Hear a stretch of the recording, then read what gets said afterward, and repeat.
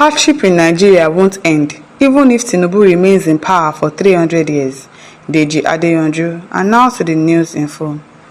Adeyanju maintained that the hardship in Nigeria will continue under Tinubu's administration because he has no solution to the current challenges.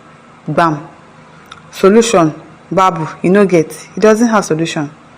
He just wants to be there, president. I am the president, Emilokan. He doesn't have any solution. Deji Adeyanju, the human rights activist and lawyer, has said President Bola Tinubu can't change the hardship in Nigeria even if he remains in power for 300 years. Adeyanju maintained that the hardship in Nigeria will continue under Tinubu's administration because he has no solution to the current challenges. He disclosed this in an interview with Daily Post while speaking on other sundry issues like the arraignment of the End Bad Governance in Nigeria protester, as well as Atiku Abubakar and Peter Obi presidential moves. They asked him, what is your perception of the current situation in the country? This nation, as currently constituted, can be akin to a concentration camp where citizens are forced to stay.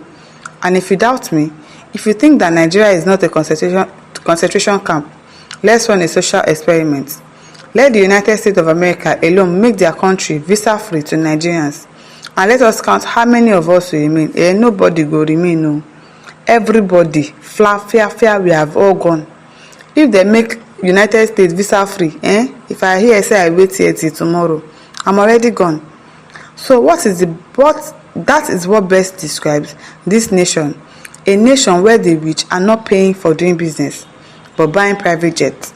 But the poor are taxed to pay triple the price, and now quadruple the price of petrol cannot be said to be a nation for poor people. This nation is anti-poor, by and large. It is an anti-poor people's nation, so that is my take. In terms of economics, in terms of the polity, it does not favor the average Nigerian in any way. So a nation where minors are being arraigned for terrorism for saying we are hungry.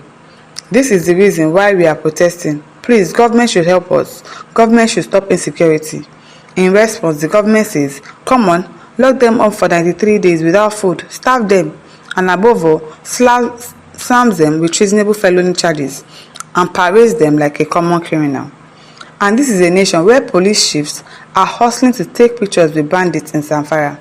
They organize an elaborate ceremony, according to them, to integrate Boko Haram members into the society. Then you arraign minors in the society for terrorism and treasonable felony charges. So our nation is an irony. Yes, so when you release Boko Haram and say they have repented, but some other people that are protesting for bad governance, you would arrest them and arraign them like they are criminals, whereas the normal criminals are being forgiven, are being paraded as good. I really do not understand. The interviewer says again, what did those minors tell you about how they were arrested? He said, well, from the one where they came to Abuja, we started speaking to them. Even before they arrived and were arraigned, we started speaking with their parents. Many of the minors were just in front of their homes when police came to raid. It was a joint task force of police, SSS, and others that came to raid. Anybody seen on site was arrested. That one, you cannot even say that it is a lie because they do it a lot. You just be in front of your house, maybe they are looking for criminals, they'll just pack innocent people and say, oh yeah, they'll put gun in your presence, they'll put everything there that you are the criminal that they are looking for. So many innocent lives in prisons that did not do anything, but they are just there, suffering for nothing. So it is very possible that the police actually did what they did. One of the minors, whose mother still called me even yesterday, said he was just sitting in front of where they were playing football. So immediately they heard police, everybody started running. You know it's a Nigerian thing. And while they were running, police arrested both the adults and the minors. Anybody they just saw on site, they arrested. And subsequently, we started tracing where they were. Where had they been taken to? They said they were taken to Kaduna. Some said Abuja. So we kept going back and forth between Force CID, Force Headquarters, and Notorious Abattoir, where there is now IRT and the anti-kidnapping unit. And that was where we eventually found them. There's nobody in this country that we did not meet, except maybe, just maybe, the president and the vice that we didn't beg to release these children to us. We kept at this for over 2 months when it became obvious and clear to us that everyone was saying we had orders not to release them. We had to go to court to force their arraignment. And if not for our actions, filing fundamental rights proceedings against the government and putting pressure on ensuring that the kids are arraigned, I can assure you that the kids will not have been arraigned 93 days later. We had gone to Justice Wite's court on 3 occasions to move application, and the police intentionally would not come.